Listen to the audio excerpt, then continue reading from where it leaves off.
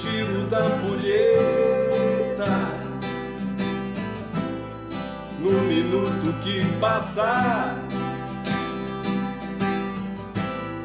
nas tardes de domingo,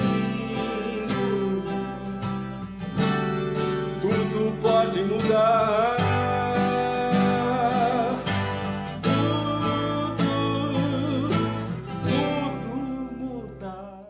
A força na busca da perfeição bruta, honesta como a mordida fruta, gruta profunda sem sombras, na lambida que mastiga cada peste em vírus, transforma a morte em vida, onde versos são fáceis de ler, da depressão escuro um novo nascer, na fava próspera de um lábio sem fim.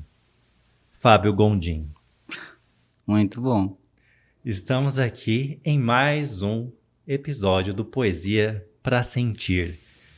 Fábio, você trabalha muito com a sinestesia na poesia também, né? É muito toque, é muito sentido, é uma mistura do toque com o pensamento.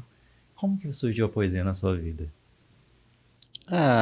Eu não sei dizer exatamente como que ela surgiu, né? Eu acho que ela acontece em algum momento da vida da gente, e eu acho que a gente nem percebe que isso acontece. Toma-se conta depois de um tempo, né? Quando você acaba se colocando nessa condição, né? De escritor, de poeta. Mas provavelmente, como eu digo sempre, provavelmente surgiu na adolescência ou na segunda infância ali, quando eu estava tendo aula de literatura, né? Que a gente é estimulado a ler. E certamente foi ali que começou. Na escola. Na escola. E você também é professor? Na verdade, eu não sou professor. Eu fiz o magistério, o antigo magistério, né? Fui professor até não sei quanto aí, até que ano, depois não era mais, né?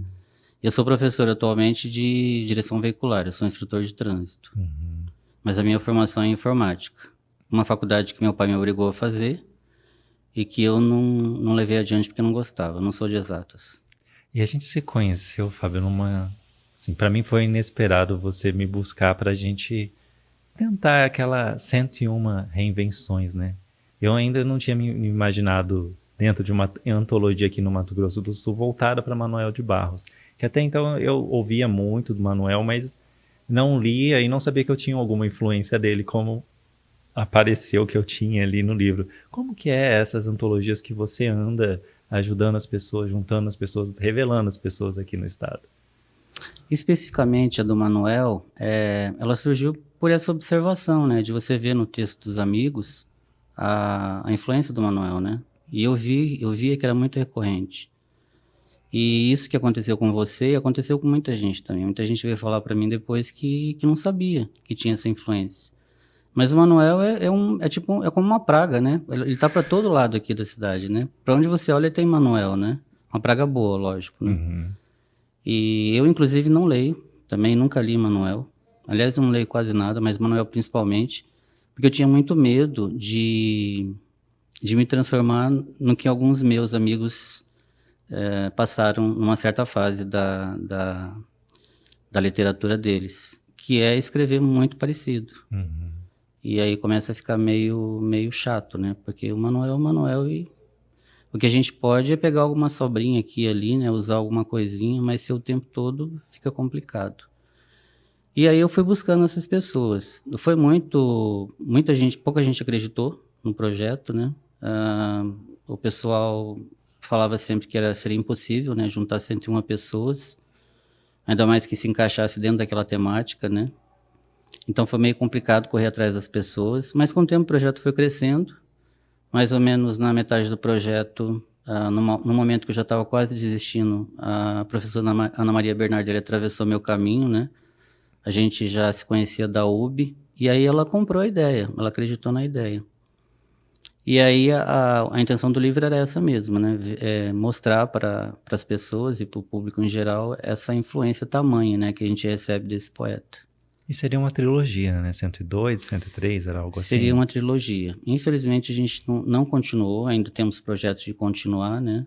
Porque o 102 não seria mais 102, seria que ser 106, 107, tem que fazer os cálculos aí. por conta de recurso. Uhum. Eu e a professora, a gente nunca dispôs de dinheiro público, né? A gente sempre fez essa colaboração coletiva, né, para a publicação dos autores. Cada um comprava uma parte do livro, né? E aí a gente teve muita dificuldade para continuar fazendo isso. Então a ideia foi deixada um pouco de lado. Aí a gente foi passando para outros projetos, porque a professora Ana Maria, ela é um caldeirão, assim, fervendo o tempo todo. Ela vive cheia de ideias. A gente se conversa semanalmente. Toda vez que a gente conversa, ela tem uma ideia diferente. E aí, quando a gente conversa, eu me inspiro também, já tem outra ideia. E a gente fica criando, assim, mega produções, né, na nossa cabeça. Daqui para frente, a gente já conversou, a gente pretende concorrer a esses fundos de incentivo, né? Para a gente poder continuar com esse projeto. E aí vieram as outras coletâneas depois, né? A coletânea de prosa, nós fizemos um trabalho de literatura infantil. A princípio foram o livro infantil do 101 Reinvenções, né, do Manuel, que foi 101 Reinvençõezinhas, e teve os 102 Reinvençõezinhas, apesar de não ter os 102 Reinvenções. A gente fez com parceria de uma escola particular aqui da capital. A princípio, a gente tinha proposto isso para a secretaria, acho que municipal, estadual, não sei. Mas aí foi recusado, e então a gente procurou como a gente achava que a ideia era boa, buscar nas crianças, aquelas que ainda não tinham tido muito contato com o Manuel também, uma certa influência, e o resultado foi muito bom. Você acredita que falta incentivo da educação trazer a poesia local, regional, para as escolas? Eu acho que a condução atual do governo pende para isso, né? Para fazer um apagamento da educação e de tudo aquilo que faz as pessoas pensarem, né? Pensarem principalmente o que é melhor para elas, né? Mas eu acho que a gente não pode também falar que o Estado não apoia, né? A gente tem os fundos de incentivo. Eu participei de um encontro esses dias, um encontro de escritores LGBTQIA+, do Centro-Oeste. E aí o pessoal do Mato Grosso ou de Goiás, não sei, falavam que não tinha esse fundo no estado deles, entendeu? Então a gente ainda tem esse privilégio. A gente tem pouco, mas a gente tem. A gente tem o FIC, a gente tem o FEMIC, teve o Aldir Blanc, né, que é federal. E tem outros prêmios aí, a Noite da Poesia, né? A academia às vezes faz alguma premiação também. Então eu acho que incentivo para a literatura tem sim. Tem. Só que a gente tem que correr muito atrás também. Falta, né? Mas tem alguma coisa. E você é um dos responsáveis por unir outros poetas, né? A gente fez recentemente, ano passado, né? Você pode dizer que é recente, os Poemas na Quarentena, né? E como que foi a produção em reunir esses poetas, Fábio? Então, o Vitor Baroni, ele me procurou. Na verdade, eu nem conheço o Vitor pessoalmente, né? Ele já faz o quê? Mais de ano, né? A gente já está entrando na metade desse ano. A gente não se conhece pessoalmente, nunca se falou. Mas aí eu tenho a impressão que o Vini, o William, que é também um parceiro, né, de produções... Que veio aqui também. Que veio aqui, né? Eu assisti o programa dele. Fez a gente entrar em contato, né? Eu e o Vitor. E a gente, sem se conhecer, começou a conversar, ele expôs a ideia dele, e como eu tenho bastante contatos, né, com os poetas, por conta das antologias que a gente já tinha produzido, foi relativamente fácil contatar esse pessoal, né, e a recepção das pessoas foi muito boa, né, dos poetas, né. O engraçado é que, assim, eles estavam se doando, né, para a tela, né, para as pessoas que receberam a poesia na casa delas, e ao mesmo tempo elas estavam consumindo energia também. Então elas relatavam que elas estavam muito, muito felizes com aquilo, né? Em poder ajudar de alguma maneira com essa situação catastrófica, né, que a gente ainda vive até hoje. E o mais interessante também foi que cada poeta lia a poesia de outro, e tinha um tempo, tudo, e cada um interpretou de uma maneira o que uma pessoa que às vezes ele nem conhecia e teve a oportunidade de conhecer o texto e declamar ele, né? Você também fez isso. Como é que foi para você fazer isso? Você já tinha feito isso antes, Fábio? Não, a declamação não tinha feito. Foi uma experiência nova. Foi uma experiência nova para vários, né, dos que estavam fazendo também.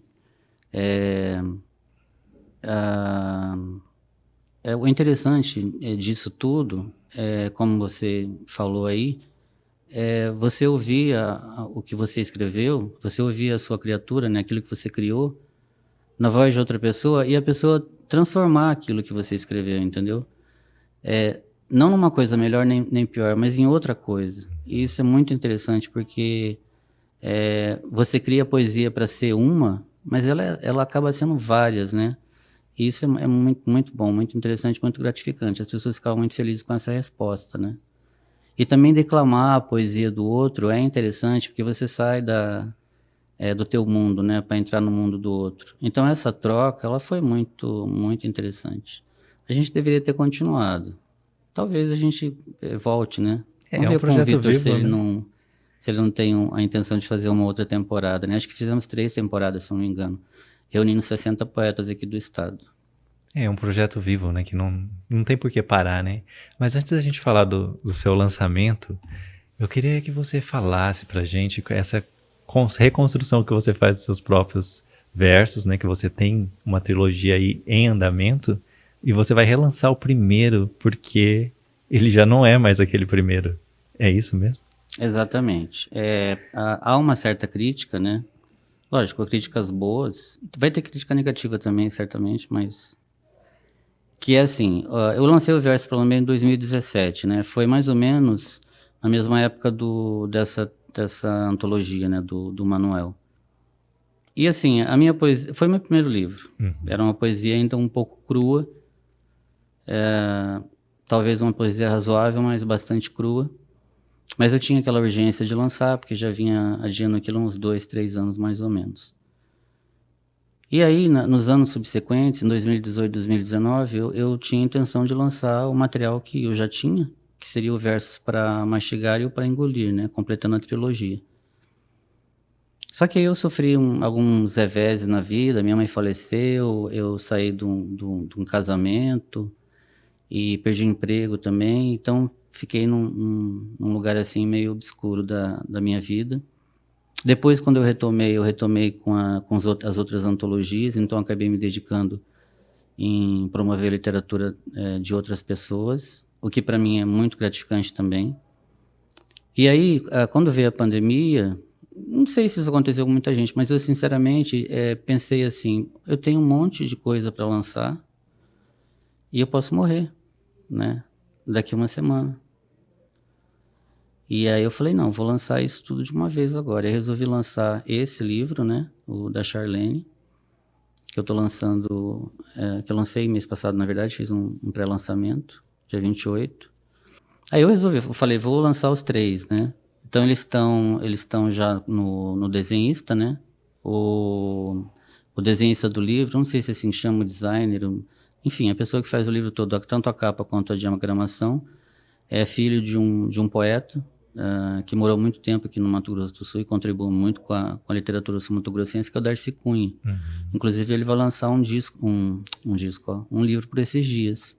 Inclusive, ele vai vir aqui com a Nena, eles já bom, se convidaram a vir, bom, eu convidei, aceitei a proposta. Quando eu fui pegar o Charlene, eu deixei já um autografado com o Walter, que eu não sabia se ia encontrar com ele, né? Então, a pessoa que faz, o rapaz que faz toda essa arte para mim, dos meus livros, é o Endrigo Valadão, que é filho do Darcy Cunha, que mora lá no sul. Ah, que bacana. Do amor sobretudo, vestido de leveza, nada contradiz, amante do cru, nu na delícia de não ser padrão. Paixão pelo mesmo. Sexo sem igual, com chama imortal, no leme da selva, Charlene Shelder. Belo. Gondim, fala desse nome, por que esse nome, o que esse livro significa? Esse nome tem bastante história. A história começa com Charlene Shelder. Charlene Shelder é o meu nome drag. de uma possível drag, né? Que eu não fui e certamente nunca vou ser porque eu não tenho talento. Mas assim, todo viado, eu acho que no momento da vida cisma de achar seu nome drag, né? E esse era o meu nome drag há 10 anos. Eu achava a sonoridade boa. Charlene por conta de uma cantora americana. Charlene, acho que é Charlene só o nome dela. Ela tem uma música na trilha sonora de Priscila, As Aventuras de Priscila, Rainha do Deserto, né? Aquele filme de 94. E Shelda porque eu gosto desse chiado do CH e do SH. Eu nunca gostei muito de escrever sobre amor.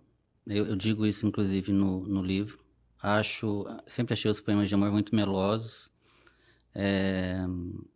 e muito rimados, e enfim, nunca gostei muito.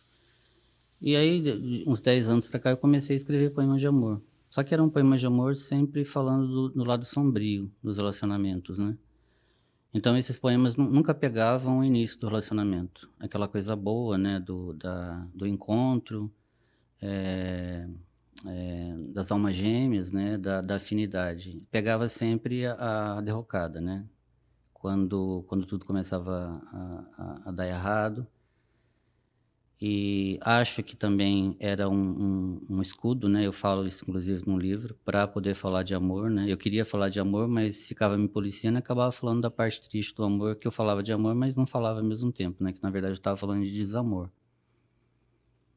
E assim, eu publicava muito no Facebook, né? Hoje eu quase não publico. E eu tinha a mania de, quando eu publicava o texto, de colocar lá embaixo no texto do livro tal. Então, eu tinha um livro imaginário que chamava Desperdício da Palavra, que talvez seja um livro que possa vir a acontecer ainda. Tem um livro chamado Cadafalso do Espantalho. E tinha um livro imaginário que é Mini Aventuras Extrapassionais de Charlene Shelda. Então, a Charlene era um personagem daqueles poemas ali. Então, eu escrevia o poema e lá embaixo colocava do livro Mini Aventuras Extrapassionais de Charlene Shelda. E assim ela ficou como personagem de poemas meus por um tempo. Aí, no final de 2019, eu e o Vini William, esse poeta que a gente conhece, espetacular o Vini, Muito bom. A gente resolveu montar uma antologia para fazer um mapeamento dos escritores LGBTQIA+, aqui do Mato Grosso do Sul, que também foi uma luta, né? Porque se para encontrar escritores que estão no foco já foi difícil com 101, né? Imagina você escritores que geralmente estão mais reservados ali a guetos, né? Ou então estão apagados de alguma maneira, né? Pela nossa sociedade. E aí a gente estava quase concluindo o projeto e a gente tinha 23 autores. E eu tenho toque com número. Quando eu cismo com número, tem que ser aquele número. Senão, se não for aquele número, não vai ser nada. Como eu tinha 23, eu cismei que tinha que ser 24. Até para fazer uma referência ao número, né? 24, que é expressivo, né? E a gente usa ele hoje tentando ressignificar, né? O número e empoderar esse número, né? O nosso número é 24, né? O número dos gays e de toda a comunidade LGBTQIA+. E aí eu falei pro Vini, se a gente não conseguir mais um, eu vou colocar textos da Charlene, que aí eu vou colocar o heterônimo, né? E a gente vai ter 24. Acabou que a Charlene não publicou, né, nesse momento, porque surgiu um 24º autor, e a gente fechou, mas eu fiquei com aquela ideia na cabeça. Aí, em junho do ano passado, o Vini produziu um e-book para mim, que chamava Baba de Moço, e quem assinava era a Charlene Shelda. E aí, a partir daí, ela começou a figurar como autora, um heterônimo, né? Aí, em junho desse ano, eu concluí o livro, porque no e-book eram só 10 poemas. O livro eu acho que deve ter algo entre 70 e 80 poemas. Só que aí, antes de assinar com esse heterônimo, eu tive cuidado de conversar com algumas pessoas que são mais engajadas do que eu. Eu sei que o fato de eu ser gay já é, de certa maneira, uma militância, mas eu nunca fui muito engajado, nunca militei. Então, procurei pessoas que pudessem me orientar a respeito dessa coisa de lugar de fala, né? E que talvez assinar como um heterônimo, mesmo que sendo um heterônimo mais feminino, talvez fosse ferir alguém, né? Invadir o espaço de alguém. E aí a gente concluiu que seria melhor que eu mesmo assinasse, né? Que o livro não ia perder nada em essência. E aí eu faço dentro do livro algumas confusões com a cabeça do leitor, né? Eu meio que faço me confundir com a Charlene, né? E acaba que no final os dois são a mesma coisa. O Endrigo teve uma sacada muito boa na capa e contracapa. Ele fez... Mostra onde? Ele fez a capa e a contracapa. Então, na capa está a Charlene e o Fábio é quem assina. E na contracapa, o nome do livro é Fábio e a Charlene quem assina, né? Mas, oficialmente, o que vale é a capa. Então, quem assina o livro sou eu. Uhum. E aí tá aí. Tá pronto. Depois dessa experiência da Charlene, surgiu a ideia de fazer um outro livro. E essa ideia surgiu dentro do livro. Esse novo livro é derivado de um poema, inclusive, do livro. Vai ter um outro nome de drag também, porque o nome sempre vem antes. E o próximo livro vai se chamar Nicole Santa Bárbara. E vai ter uma continuidade. Você pretende trazer várias drags à tona? Sim, pelo menos 3, porque eu sou meio fixado em trilogia também, né? Tem esse problema com o número, como eu falei. E esse toque por números também vem nos seus versos, vem nas suas poesias? Vem porque assim, eu não tenho uma formatação fixa, assim, eu não sigo um padrão. Acho lindo, assim, sonetos, gosto muito de soneto, eu acho incrível as pessoas que fazem soneto. Eu tenho muita inveja de pessoas que fazem soneto, porque eu acho que para você fazer soneto você tem que ser, antes de tudo, inteligente, né? Você tem que ter, além de ter esse lance das humanas, que é o sentimento, você tem que ter o lance das exatas, para você poder encaixar a coisa ali, que é quase que matemática, né? Tenho muita inveja. Então, eu não tenho um padrão assim.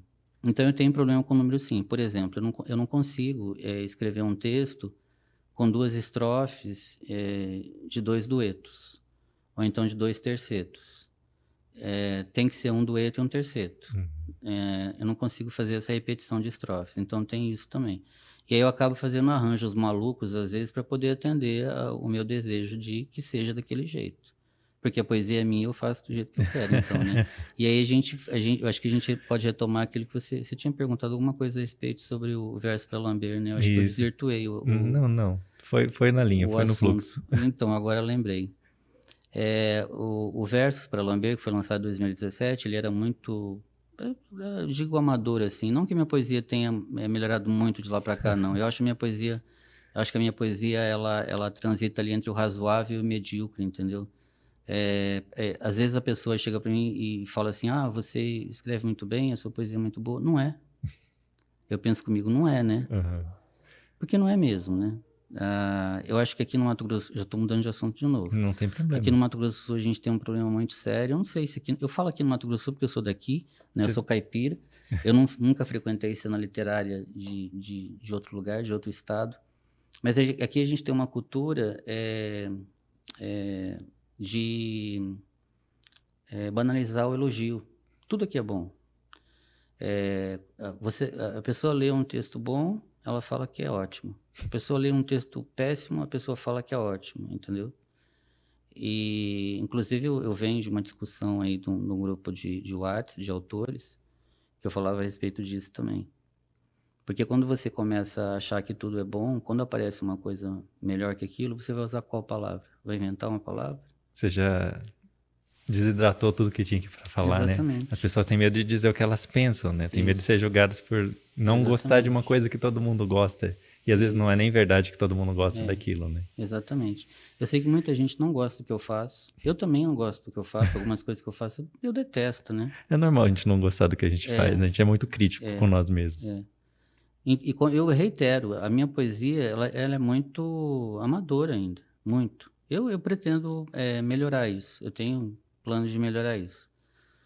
Mas as pessoas aqui, elas elogiam demais. E isso meio que dá uma gastura, entendeu? Eu sou um pouco assim A também. gente tem muita gente boa aqui no Uhum. estado. Muita gente boa. E Tem. eu acho que boa é um adjetivo bom, Uhum. entendeu? A gente tem vou citar nomes aqui, eu adoro citar nomes, né? Puxar saco do povo que eu gosto. A gente tem a Eva A Eva é muito Vilma, boa. né? Uhum. A Eva Vilma, ela foi meu primeiro contato Vai vir aqui também, vai poético vir aqui aqui. na cidade. Eu estive com a Eva por 3 anos falando no Facebook e a gente não se conhecia. E no mesmo dia que eu conheci a Eva, eu conheci o Elias também. E o Elias, assim, Figura Elias Borges. a minha poesia ela começou a partir do Elias, né? Ler um mini conto dele, eu sempre falo isso, ler um mini conto dele no Facebook, que eu encontrei ele no Facebook, foi um divisor de águas. Eu olhei para aquele mini conto e aquilo que aquele mini conto me produziu, e o Elias é sempre muito sombrio, e é por isso que eu digo que a minha poesia ela foi muito ditada a partir daquele mini conto, porque eu sempre sou sombrio, né? Eu sempre exploro esse lado menos bonito, né, da vida.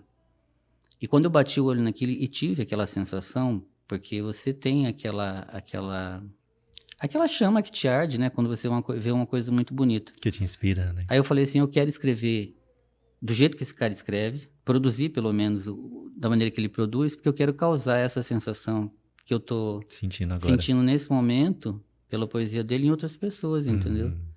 Então, a partir dali, eu me apaixonei pela poesia. Eu já escrevia antes, mas a minha poesia mudou totalmente depois do Elias. E aí a gente tem umas meninas muito boas, a gente tem a Diana Pilate, que ó, já ia falar excepcional, não vou falar, Diana. Boa. Temos aqui, né? Veio aqui senão eu vou ficar também. dizendo o que eu acabei de dizer, né? Não vou exagerar, então. A gente tem a Tânia. A Tânia já esteve aqui também. Foi o último episódio. A Raquel Medina. Gosto muito. A gente tem um projeto, inclusive, que é o Poesia 3 vezes ao dia, né? Inclusive, ela tá devendo pra gente um lançamento de um livro próprio. Tá, ela vive se esquivando. Vive incrível. procrastinando isso. Uhum. Mas ela prometeu aqui no programa. A gente tem a Janete Zimmermann, que é já que tem uma carreira consolidada, uma poesia muito boa, vamos passar de boa. Boa, todo mundo assim. Tem o Henrique de Medeiros da Academia, tem o Rubênio Marcelo, que é poesia boa também, o Samuel na prosa, o André Alves na prosa também, a Lucilene Machado. Cada um tem sua identidade, né? né? A falar tanto nome aqui agora que vai ficar chato se eu não falar de todo mundo. A Raquel Naveira, acho ótima também. E se eu vou lembrando de mais alguém, eu vou falando. Acho que é E já não sei porque que eu tava falando a respeito disso também. Você começou a falar do Elias, né? Da sua poesia. Eu vou sair daqui numa camisa de força, né? Que vão constatar que eu sou louco e já manda. Não diz que todo poeta é. Então, com Elias, inclusive com a Eva, juntamente com outros autores, a gente começou com Tarja Preta, né? Que foi uma coletânea de 2016. 2016. Foi a nossa primeira incursão, assim, de alguns poetas na literatura. Tendo Elias como tipo um patrono, né? Que era o cara, né? A gente achava, eu acho até hoje, né? Que Elias é o cara. Era referência. Exatamente. Esqueci do Rafael Lugo, que tá nessa antologia também. O Rafael, ele ganhou uma noite da poesia. E ele ficou em segundo ou terceiro lugar numa outra noite da poesia também. Ele tem um texto bom. E é bom. Só que tá morando em Minas, infelizmente. Sim. Mas tá lá, tá produzindo, né? E ele sempre é solícito quando eu peço para ele pra gente fazer alguma coisa juntos, ele sempre responde. E eu vou lembrando de mais alguém. Agora eu vou voltar no assunto que eu abandonei pela terceira vez, eu acho. Quando eu for lançar agora a trilogia, né? Eu vou fazer a reedição do primeiro livro da trilogia, que é o Verso para Lamber, que foi lançado em 2017. E aí, assim... quando eu peguei o livro para fazer uma leitura, para poder organizar e fazer o lançamento, porque eu tive que reduzir o número de textos, né? O Verso para Lamber original tinha 164 textos, uma coisa assim. E aí eu resolvi fazer um mais compacto, né? Como o livro da Charlene. E aí eu não reconhecia mais aqueles poemas. Eu via que eram muito ruins, né? Tinha muita coisa errada ali. Não assim... de revisão, porque tinha feito a revisão, mas assim, não era aquilo que eu queria, entendeu? Eu acho que é porque depois de um certo tempo você é outra pessoa também, né? Você E aí não... você olha pra sua poesia e você já não reconhece mais ela, né? Já não é mais você que tá ali. Eu já não olho minhas poesias, mas não tem esse problema. Eu escrevi uma vez, já vou pra próxima. Você sabe que eu tô com esse intuito de lançar a trilogia e não ler mais. Porque senão eu faço um terceiro verso para lamber. Uhum. Então, assim, eu brinco que o verso para lamber, que vai ser uma reedição, é um livro totalmente colado, né? Ele tem o original como base, mas eu mudei muito o verso, eu fiz colagem, eu ampliei alguns versos, eu diminuí outros tantos. E eu penso, inclusive, em colocar lá, verso para lamber remix, entendeu? Pode ser um verso pra lamber bem lambido, né? É sim, o retorno da lambida, né? Que você lambeu ele tanto Aham. que ele mudou de forma. Exatamente. Vai ser legal, eu acho. Você consegue recitar algum dos seus poemas pra gente? Recitar não, mas eu posso ler, porque eu não tenho mais memória para isso. Eu vou pegar o Charlene aqui atrás que tá aberto. Uhum. O Charlene é um livro que fala de amor, né? Como a gente já comentou. Amor é um sentimento universal. Tem a temática LGBTQIA+, né, no livro. Não que eu queira defender a temática, né? Mas eu acho que o amor ele é comum a todos, né? Algumas pessoas tentam limitar o amor entre uma relação única, né? Entre homem e mulher e, infelizmente, essas pessoas não vão conseguir limitar o amor. Nunca. Não tem como. Que o amor não tem limite, né? Isso. Eu vou ler o primeiro texto do livro. Sim. Por favor.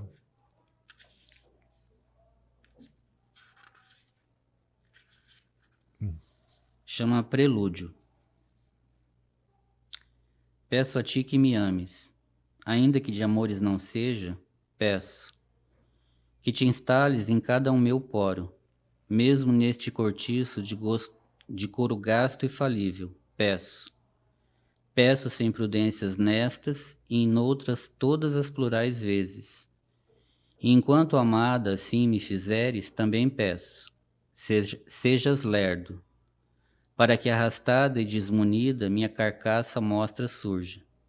No desmanche peça a peça te compadeças, e juntes tua alma à minha farsa.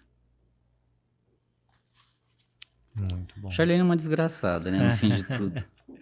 Eu acho que a gente tem muita mania de colocar características e amarras nas coisas, né? Como se ler alguma coisa sombria fosse feio, como se falar de uma coisa que não fosse incentivo à alegria fosse triste. Sim. E não é isso, né? Sim, há beleza na desgraça, né? A vida toda é bela, né? Exatamente. Desde a parte melhor até a parte pior, né? Bom, a gente podia estender essa conversa aqui, ficar editando e reeditando, lembrando e dando continuidade nas conversas até uns 10 episódios seguidos, mas vamos encerrar por aqui e chamar as pessoas para verem mais sobre o Fábio. Onde que as pessoas te encontram, Fábio? No Face, Fábio Gondim. No Instagram, tá Super Fábio, com 2 F, Super F Fábio, @Super F Fábio, né, no Instagram. Lá me acham. Bom, Fábio, durante a nossa conversa, eu escrevi a poesia do programa. Era para estar aqui com outro aparato, mas eu tinha esquecido. Então, eu busquei o que estava no meu bolso, no bloquinho, e escrevi. Vamos lá, para a gente encerrar, então. Chama Feridas Ser. A página arranca, a carranca do toque, prisão solta do eu, a liberar o 24 no ato fato, ardendo nas águas fluídas, nas ilhas dos eus esquecidos. No aquecer do gênero, onde o lugar de fala é ser. Muito bom, Rafael, agradeço muito estar aqui. Eu que agradeço, este foi mais um Poesia para Sentir. O giro da ampulheta no minuto que passar, nas tardes de domingo, tudo pode mudar.